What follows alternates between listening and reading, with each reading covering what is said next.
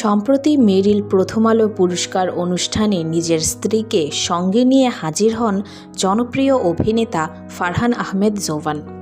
অনুষ্ঠানস্থলে তাদের একসঙ্গে উপস্থিতির মুহূর্ত ক্যামেরাবন্দী হওয়ার পর খুব দ্রুত সেই ছবি ও ভিডিও সামাজিক যোগাযোগ মাধ্যমে ছড়িয়ে পড়ে।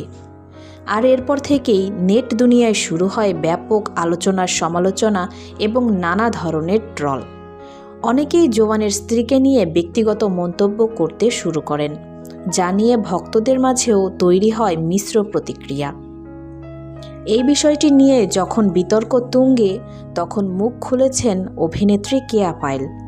কেয়া পায়েল বলেন, জোবানের স্ত্রীকে দেখতে অনেক সুন্দর লাগছিল এবং তিনি খুবই ভদ্র ও মার্জিত পোশাক পরেছিলেন, কিন্তু কিছু মানুষ বিষয়টিকে অযথা বাজেভাবে দেখছে এবং অপ্রয়োজনীয় সমালোচনা করছে।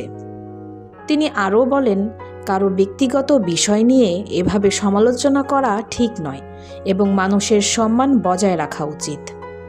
তো ভিউয়ার্স, এই বিষয়ে আপনার কি মতামত কমেন্টে জানাতে ভুলবেন না। সবাই ভালো থাকবেন। ধন্যবাদ।